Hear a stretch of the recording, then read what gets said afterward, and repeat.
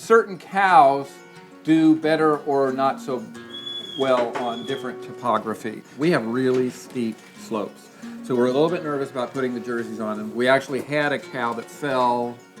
Remember that one that fell down into the creek one time? A long time ago. Yeah. So we're a little bit nervous about that. But we found that the Dexters, they're kind of amazing. Now, we have not milked any Dexters. We do have a Dexter that's now pregnant, so we're going to see how it does in terms of milking. These Dexters are fairly short-legged, and they go all over the place. And they also do really well on rough forage. So a Dexter might be a really good animal. Greg Judy, one of the things that he talks about is when he's doing his rotational grazing, he likes to keep his animals, this is his beef animals, in the 800 to 1,000 pound, not Holsteins, we definitely wouldn't go with a Holstein, but not the great big animals, and partly because you got them on grass all the time and you don't want the kind of impact of the huge animals, but the smaller animals, Jerseys and Guernseys, those are really good for less impact on them. So we had some questions about how big is a paddock and stuff like that. 1 + 1 seldom equals 2, okay, in nature. And there's something to that because actually 1 + 1 is going to equal 2 and then a calf and then other things. Everything's constantly changing, okay? So you have to be aware of that and just kind of ride that wave. There's no formula for how to do grazing perfectly. There's no, you have to do it just this way, this much forage, this size of paddock. You're going to get out there and start to figure it out, okay? So don't let that inhibit you. We had no clue when we started out. We just started putting animals out there. Inside of that, we would come out and visit them. We'd say, okay, we've got this many animals. We put electric fence around it. We'd say, we think we want to leave them out there for 24 hours. We'd come back in 12 hours and say, ooh, they ate way more than what we thought they would eat. Let's make the paddock a little bit bigger. Or they didn't eat very much at all. Let's make it a little bit smaller. So you're going to get out there and you're going to start doing it and you're going to figure it out. But when you are creating these paddocks out there, you kind of have to work on both the macro scale and the micro scale. The micro scale is the animal in the paddock. Okay, so this is a paddock. It's made of this wire, okay, in these posts, and it's just surrounding them. The cows are not the least interested in getting out of it once they've hit that wire. They're very happy to stay inside of it. And again, when we take our dairy cows to the thing, they will walk past uneaten grass to go inside of the fence. To go back to their paddock. So we take them up to the barn, head them up to the barn, we milk them, we send them back. Now remember, this paddock's moving every day.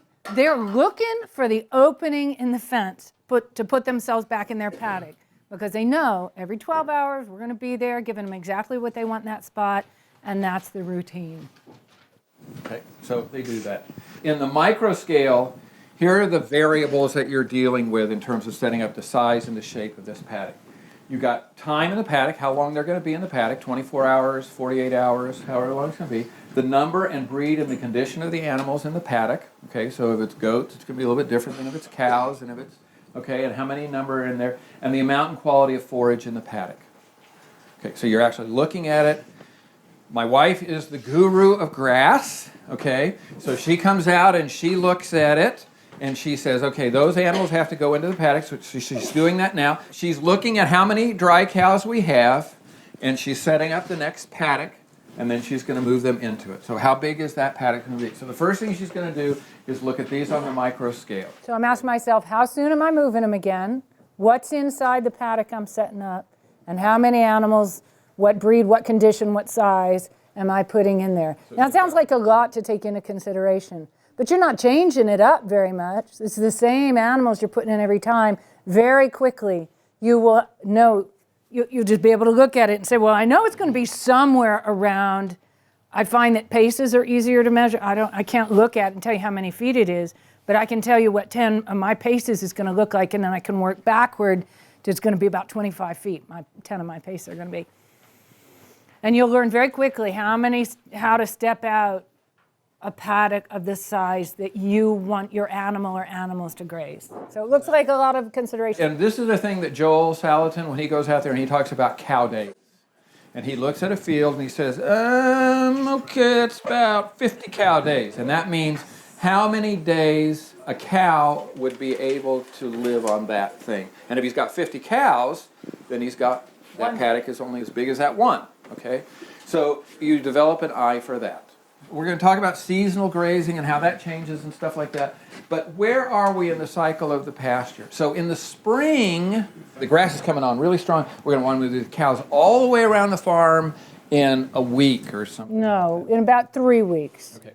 You see why I'm the one that said, yeah. So the point is that on the micro scale, you're looking at this paddock today. How am I going to build it? On the macro scale, you're looking at the whole farm. And like you said, right, looking at the whole farm, you're saying, okay, I've got to get all the way around here in 3 weeks, so I've got to be adjusting that. So in some sense, she may even be ignoring the micro scale. She says, I know we have plenty of forage in there, we've got plenty, and all I'm looking at is I'm looking on the macro scale and saying, if I've got to get all the way around this farm, I've got to make big paddocks, and we got to move these animals through it, okay? And they're not going to be hitting the paddock as hard as we want them to. But as the seasons come on, we're going to be shrinking or widening a part of that. The weather can have a lot of effect, okay? So if we've got rain coming up, if we've got snow coming up, if it's going to get really cold, that may be where she shifts. Okay, we're going to move them on the paddocks going this direction. We've got to switch that back around because they've got to get over by water, or they've got to go down into the woods, or they've got to have access to different things. So that's going to make some difference. And then how much impact on this particular paddock in terms of the big farm. This is a paddock that's really bad in briars, okay? So I'm going to make it tighter. I'm going to make those cows walk on it. One of the things, the tricks that we have is if you make a longer, thinner paddock, it will cause the animals to go back and forth, and they will stamp it in more, okay? Where if you make it wider, then they'll just kind of go around to their different So if I'm trying to sections. emphasize using my forage efficiently because I don't have tons, I'm going to make a more central paddock, square. Corners are easy. But if I'm trying to trample a bunch of weeds and I know I've got plenty of forage ahead of me and I'm just trying to get over it, I'm going to tend to make long, narrow paddocks because I'm going to get a lot heavier impact for my 24 hours of being on that paddock. We go to these conferences and we talk, and what I think we sometimes forget to say is, so people say, so how big is the paddock? Okay, so we've got 2 lactating cows, okay, and their paddock. Everybody get lactating. They're giving milk right now. Right. When we say dry cows, that's a term of convenience, and it means every other bovine on the farm, whether it's a bull or a steer or a dry cow or a heifer coming on, that's just anybody who's not making milk at the moment. The lactating cows make milk. So what she does is I milk in the morning, so I milk at 5 in the morning. So she's already set up my paddock for me. Such a nice little lady. And so I bring the cows in, and then I open up the paddock for them, and then I just move them into that new paddock. Okay, so I've been watching the size of the paddock. So I'm guessing the size of the paddock is from here to that table, and then over that way, so about half of this room. Right now, the lactating cows get about 10 by 20 paces. I won't try and translate that into feet, but your paces aren't going to be too different from mine. 10 by 20 paces, but that's a 12-hour paddock. So think 20 by 20 for the day. That is way higher than my dry cows require. It's one of the reasons why I run my lactating cows and my dry cows separately, is that for my lactating cows to get the amount of high-quality forage they need to give as much milk as I want, I need to let them be a little more selective. In a perfect world, I would graze my lactating cows on an oversized paddock. The next day, I would move my dry cows into it. So every day, my lactating cows would be 1 day ahead of my dry cows, and they would pick off the best stuff. And then the next day, my dry cows would come in, eat all the rest, and trample it. The only reason I don't do it that way is that my dairy is at one end of the farm. And I don't want to walk, more than going a half a mile each way to bring the cows up. So I keep my cows up front, my lactating cows up front, my dry cows out back. How many dry cows do we have? 14. And the dry cow's paddock is the size of this room, isn't it? If it's that big. Okay. That's as big as we're putting these cows The other on. thing is, when you picture that size, you're picturing it standing here with all these different objects that give you some perspective about how big it is. You walk out in your pasture, you're not going to have any of those man-made objects to tell you how far away something is. So you're going to walk it off. This looks pretty big, but on the 60 acres up at the Sisters, this is one teeny tiny drop in the bucket. And if I was moving my cows over 60 acres at this increment, it'd be months before I'd get back to the same point. It'd be a long time. If you have 5 acres, somewhere there's an article in Mother's News by Joel Salatin where he says 5 acres with a 1 cow paddock, you know, sort of averaging out how much grass you have over a growing season.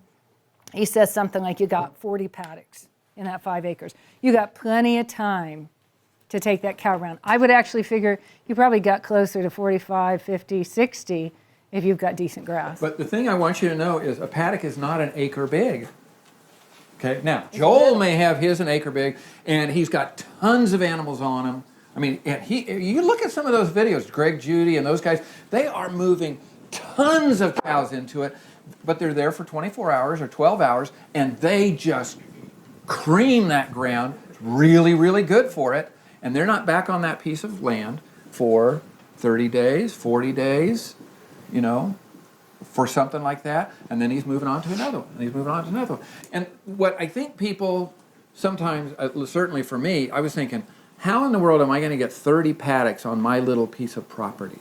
And then you say, but a paddock's only this big. It's tiny. And then you say, oh, well, I probably have 30 of those in my property, and then I just keep moving them. 2 terms that I hope you don't have to use for at least a couple of years, but you might as well know them, are stocking density and stocking rate. Your stocking rate is how many animals you have on the acres you've got. Your stocking density is how many animals you have crowded into an area. And intensive rotational grazing is based on a high stocking density. It just says, however many animals I have, they're going to stay pretty centralized for a short period of time, eat, stomp, poop, and then leave. That's a high stocking density. If you want a high stocking density with 1, 2, 3 animals, that's a little bitty paddock. And don't worry, it is not too small for them. Honest to goodness, single dairy cow, good grass growing, 10 paces by 10 paces is a decent size. It's the size of a tether. Yeah. All right, so, but you already have them on grass now, is what you're saying? Yes. We do, and we'll talk about seasonal grazing later on. Would you have started out that way with the pasture that you had that was all weedy and all that stuff? Yeah. Would you have on now? We would. We don't barn animals ever, pretty much. I mean, we don't have the facilities, but we also don't want to. Because we're moving them every day, the kind of impact that a cattleman knows to worry about, stomping, pugging, tearing the ground up, they're moving every day. A little bit impact's a good thing. Those divots that they're leaving with their feet, those are good things to catch water, make a little shady place for a seedling to get started. They're fine. You just don't want too many of them, and you don't want it too often. So because we're moving them every day, we're not worried about impact. And if there's nothing for them to eat out there, we're hauling hay and feeding it on the pasture. Drops carbon, drops grass seed, drops manure right where we want it. But even when we were giving them hay, we were still moving them. Because if you leave an animal for very long, 2 days, 3 days, I mean, they can really tear it up. Time of year. And it's why we don't pasture pigs, because pigs just destroys. We'll go to that later, yeah. But you're moving them, even if they're on hay, and you are watching to see if they are really pugging it up and stuff like that. Now, a lot of people have a sacrifice paddock that they say, okay, I don't want them out, especially when it's really wet. I don't want them out pugging and doing all that kind of stuff, so I bring them back to a paddock that's the sacrifice paddock where I know they're going to beat the heck out of it, but it's keeping them off of the other pasture. We kind of had a sacrifice paddock because there was a place that had a lot of briars and stuff like that, and we were feeding hay out. We find the worst place on the farm for giving them hay, and we kind of consider that the sacrifice paddock. We don't have a sacrifice paddock Over now. time, it won't be the worst place on the farm because you're adding manure, you're adding hay, you're adding grass seed now, stuff's growing up there. What we find in our climate, and I suspect you will find the same here, only more so, is there is not a time of year when we really have to get our animals off the pasture. There might be wet spots I'm avoiding when it's really wet. Everybody get pugging. Pugging is just pounding the ground, pushing the air, taking the air spaces out, and you're going to leave it hard and compacted and knobbly, and stuff doesn't want to grow there. And you're avoiding that. It'll correct itself over time if you leave it alone, but you're just avoiding that. It's not good. So there's not a time of year in our climate where we have to put the animals on a sacrifice paddock and leave them. We might bring them back there to apply a lot of nutrients to a spot of ground that needs it, but then it's not a sacrifice paddock, it's what's called a fold. And a fold is just some place where I'm bringing the animals to drop their manure because I need it right there. And I would say that when we first started out, there might have been some areas on our farms that were wet enough that if we had left animals in there, we would have had trouble.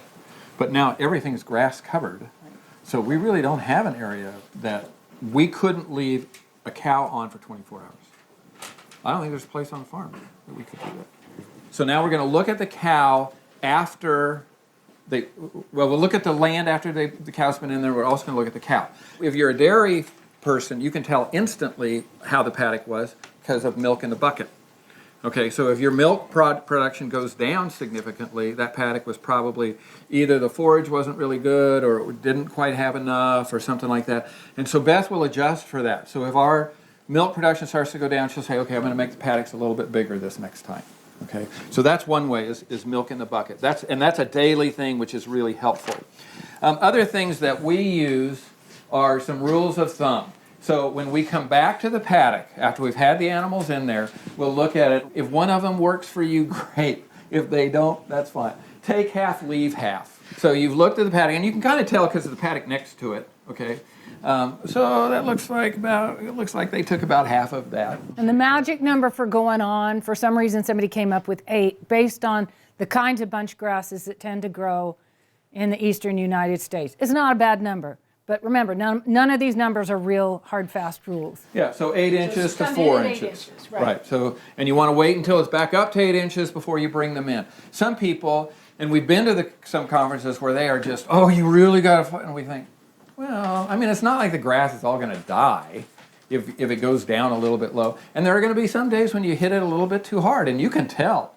And the grass grows slower coming back in after you've hit it too hard. Or you don't hit it hard enough. And there is a not hard enough, because you really want those animals to trample it down. If they don't, you start getting some buildup of thatch and stuff like that, because they kind of go through it. So that. Then there's a 60-30-10, which I kind of like, which is 60% is grazed, 30% is trampled, and 10% is standing. This is one that Clint Finney uses. Everything's stepped on, eaten, or pooped on. Okay, that's how he wants his pasture to look. The full rumen is one thing. You can look at the body condition of the animal as well. So if you're seeing that the body condition of the animal is declining, okay, now, that body condition, again, we're talking about all grass-based, and one of the things that's hard is there aren't people out there who are doing. So our son's in vet school at OSU, at Ohio State University. So they gave him a long thing on pasture and stuff like that. No, on cow nutrition. On cow nutrition. And at the very end, one little slide on rotational grazing, and they say, yeah, I guess some people do it, and I guess it works. You're going to see this sometimes. Yeah. So in any event, the state schools, they're still not on board with this kind of stuff, which is unfortunate. So we would look at the rumen, which is right there. You can see her left hip bone. On a cow, if you remember the mantra, right is reproductive, left is lunch. You're looking under her left hip bone for the hollow in front of it. And of course, on a dairy cow, a good dairy cow is a little bit bony. If you've got a dairy cow that stays nice and fat, she's not a very thrifty dairy cow. She's pretty, and maybe you don't care if she's not converting that very well into milk, but she's going to be a lower producer. And in general, when you're looking at a dairy cow, you want to see some bones, unless she's dry. If she's out back and dry, she might get nice and fat. But the rest of the time, you're going to see some bones. That left hip bone, and this is true, you'll see this on a beef cow, but don't make a comparison one for one, because beef cows are fatter. She'll have a hollow in front of that left hip bone if she's not full. If it's kind of taut and rounded out, looks like if you thumped it and make a nice drum noise, that's a full rumen. It's a good measure for, is she leaving this paddock with her belly full or not? That's what we're doing, is we're trying to look at this stuff afterwards and say, okay, looks like she had a good paddock. And then we'll know that we're in about that size of paddock that we want to deal with. The other thing is that pregnant versus unpregnant makes a lot of difference in terms of the size. You're coming up on that time, and usually we try and move them very close to the same time. So it's right around 4 o'clock that Beth comes up there and she moves them in the afternoon. And if the cows are all sitting there, moo, moo, moo, and standing at the gate, maybe the paddock was a little bit too small. But if also they're just kind of lounging around and you open the gate and they don't want to move, maybe the paddock was a little bit too big. Okay? So those are the ways that you're kind of telling about the size of the paddock. Okay, so that's the micro scale, like the daily paddock, these animals, this paddock today, how I'm going to judge how big I want it to be and whether I judged right or not.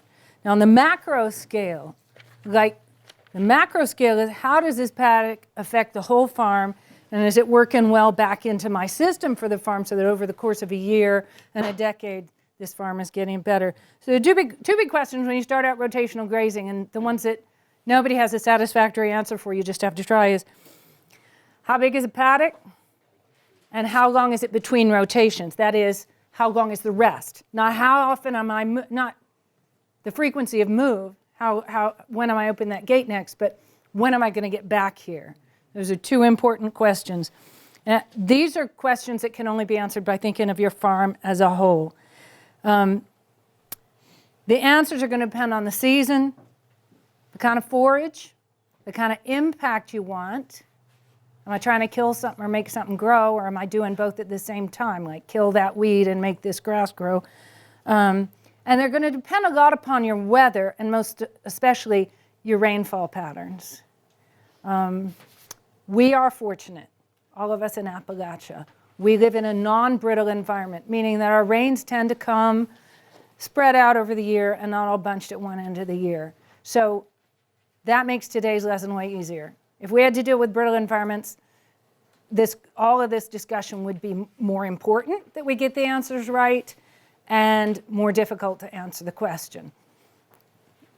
Don't let it worry you too much as far as that goes. We're going to just say the weather that I'm expecting is going to affect how fast I'm going to make a rotation happen. And I'm going to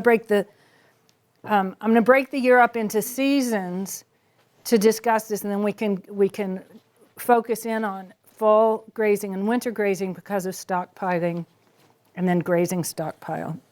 So this is in Ohio. We're a little bit further north than you are, but your climate's pretty close to ours, so this is going to be true of you within a couple of weeks. March or April, you're going to say you've never been grazing before, but your grass is fairly short. You're going to look out in March or April, and you're going to start noticing that your green tips are getting up into the tall enough to graze range. Around here, I bet it's the beginning of April. So you're going to take your cows out there. That grass is growing really fast. Now, grass has sort of 3 stages of growth, kind of like us: infancy, youth, and then older, right?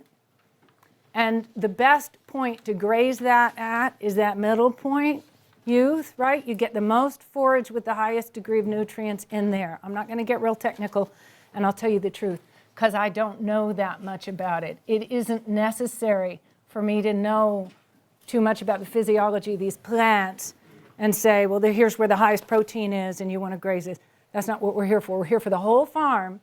So I know enough to know that I want to graze that grass when it's in its teenage years, right? And I want to get it to come back from those teenage years, regrow as many times as I can. That could be overplayed. I could say to myself, boy, if any of that grass goes to seed, I've done it wrong. We're not going there.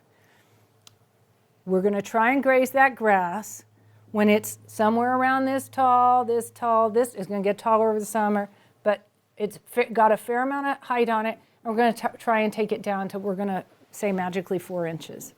So in the spring, it's growing super fast. How am I going to slow down its maturity rate so that by the time I get to the other side, get back to point A, I don't have stuff that's this tall, woody, and unpalatable? Well, I'm going to take them the first pass around the farm in 3 to 4 weeks. I'm going to make big paddocks. I'm going to lose thereby some of the advantages of rotational grazing, keeping my impact small, but I'm going to gain the advantage of getting around the farm quickly and setting all that grass back just a little bit so it'll restart itself from shorter, and I'll have another season of teenage grass, right? And what I wanted to show you with this picture is actually 4 or 5 points that have been grazed or cut. If you look here, okay, so here's one grazed area, here's one. This one was actually mowed. This is all garden right here, but this little corner right here is grazed, and this area right here was grazed. And we're going to talk about the impact on each of those spots. Okay, so it's March or April. We put the cows out, and by May 1st, we're back at point A. We've grazed the whole farm, and we slowed down the maturity of our grass a little bit by doing that. So April, May, June, depending on how fast you went around the first time. We're going to start around the farm again, this time more slowly. The growth is going to be so rapid at this point, this second pass, that probably long before I've made my way, we're going to consider this as our dividing line. The back half's the dry cows, the front half's the lactating cows. Not really, but that's close enough.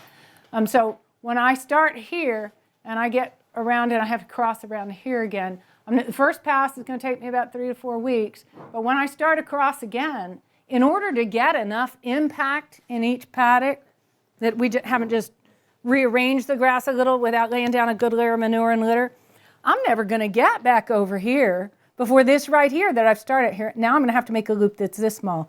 Over here I'm going to make decisions about that grass. I can mow it and let it lie. If I mow it early enough, I'll restart it, knock it back from its drive to set seed again, and whatever I've mowed can go down on the pasture, will break down, and it'll improve the pasture.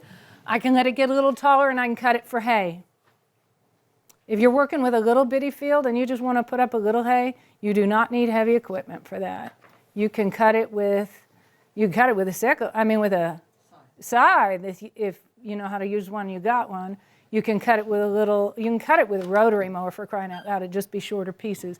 But you're going to have to do something with this if you don't want, with the far point of your rotation, if you don't want it to get beyond palatable.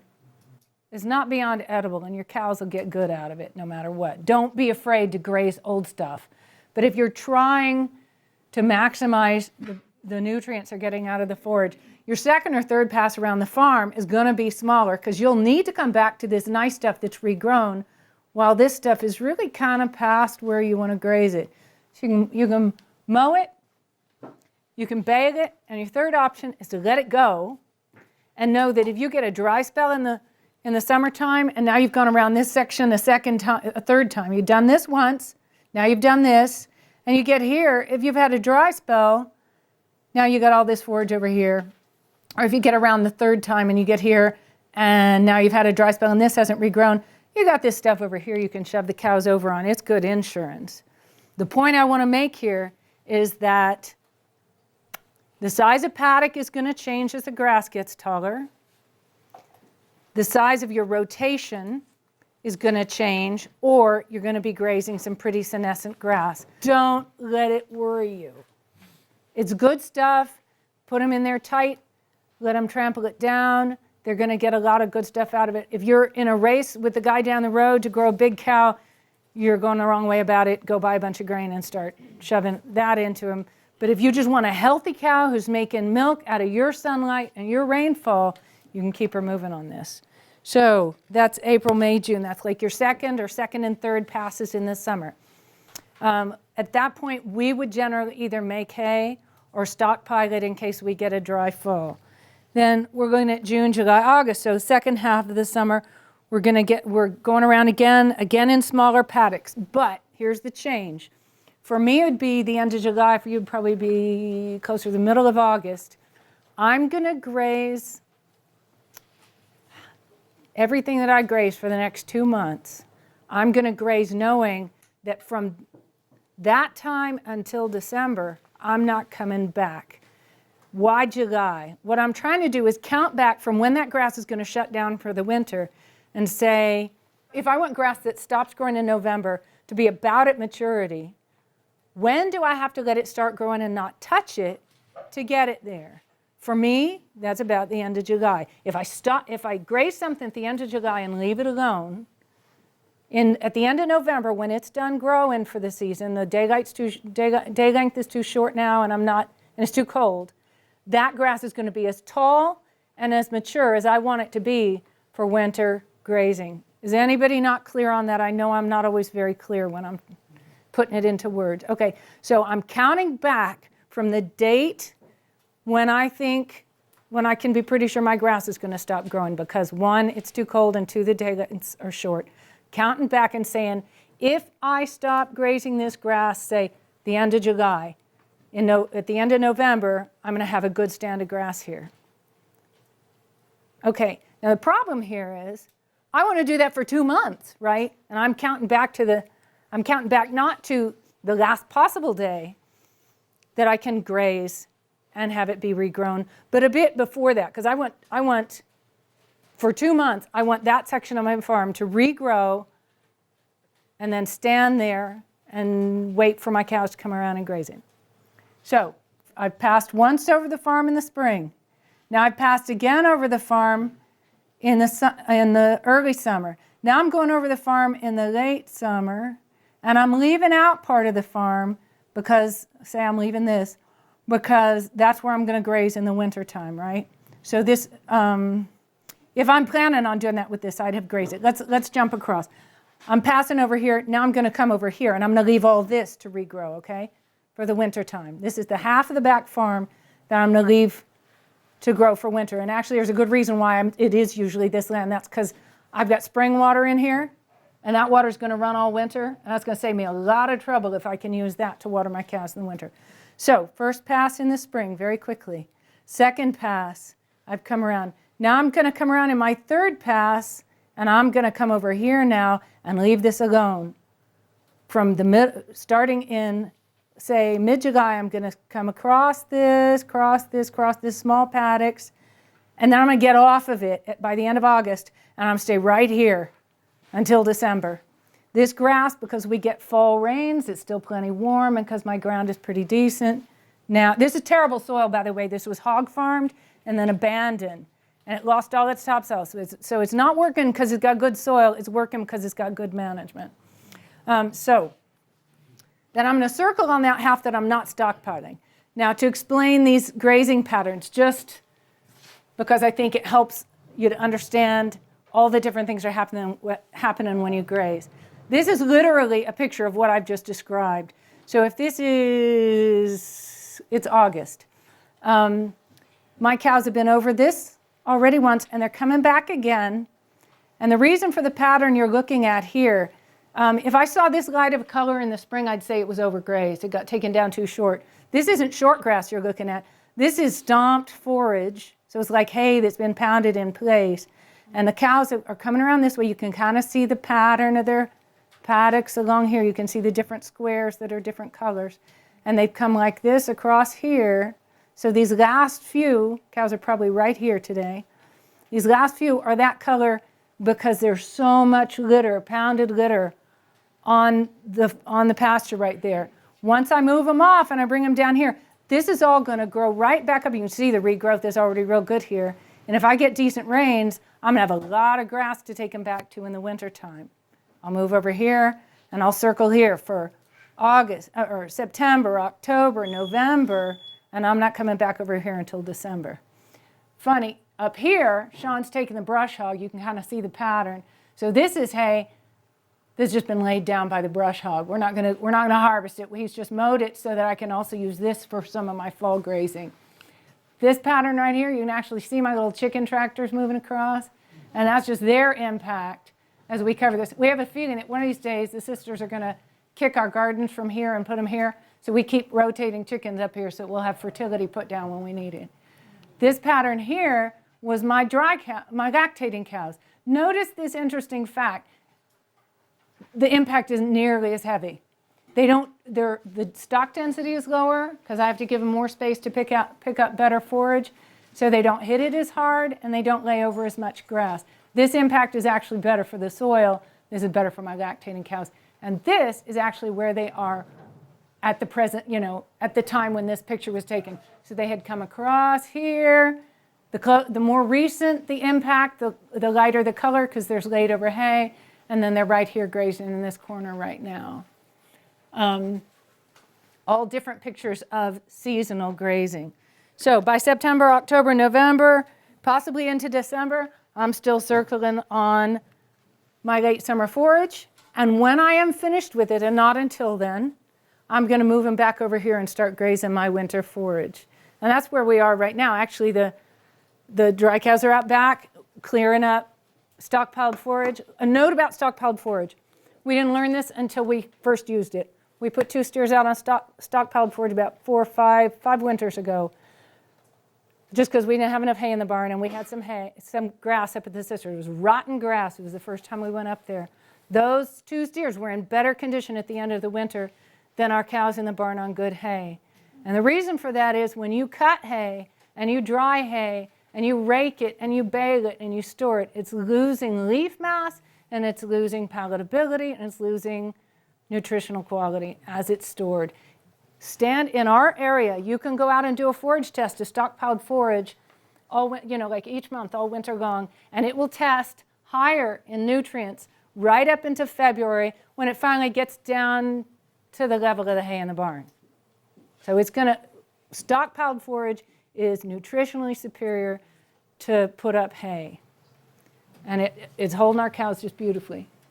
Stockpiled forage, when you go back to it in December, are you going to still rotate through? Great question. So when I go back to the stockpiled forage in December, I'm going to continue to rotate. I'm going to move them every day. A little tighter usually. A little bit tighter. So 2 things change. One, I'm going to hit the pasture harder. That's because everything I'm looking at there is stuff that is not going to photosynthesize in the spring. So it doesn't matter if I take it off.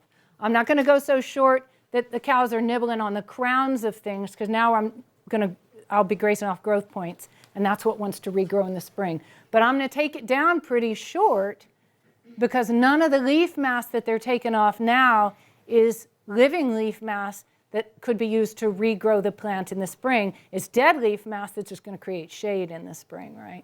So my paddocks are going to be a little smaller. The other change in the wintertime is if your water lines are freezing, you've got to leave a lane back to water, or you've got to somehow get water into their paddock. So I can see a lot of the patterning all the way around, but there's a dark spot in the middle. Is that used as well, or is that something else? Where the red thing is? This right here? Yeah, that exactly. Because I can see the patterns around it, and you keep using the pointer going around and around. But Yeah. Okay, I should have told you. Top of that hill is our sister, our convent sister's soccer field, right? So we don't graze that.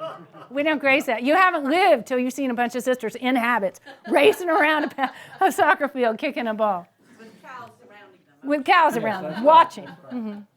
So on the macro scale, you're looking at season, then December, January, February, March. We come back and we graze it. And the only other thing we may do is if the ground's frozen, we might take Shawn might take the Kubota out there and just brush hog tall briars. On the home pasture, it wouldn't be a Kubota and it wouldn't be that much briars. We'd go out with something in the wintertime and knock them down. It's just a good time because you can see where they are. Somebody had a question about pasture management. So what do you do once the cows are off of it and before they come back around? Do you do anything to it? And as I said, we try not to clip generally. But if an area is particularly bad with briars, I may go out there with that weed eater and cut them down. A lot of people, when we go to the Grazing Council meetings, they talk about seeding. So we just missed a great one on forages that we were really disappointed, a meeting on that. And they're talking about a cocktail of seeds. Now they're starting to do, it's kind of funny because you know how farmers have all been moving toward alfalfa or these monocrops and stuff like that. And now they're going to cocktails, which include some of the things that we call weeds. Plantain, for example, you can buy seed for plantain, which 10 years ago they'd sell you Roundup to spray on it. Now they're going to sell you seed to plant it. Right. So there are these cocktails out there that you can throw, and you can either frost sow, or you can throw it like the day before the cows. You know, if the cows are only in there for 24 hours, throw some of that down, and they'll trample that stuff in.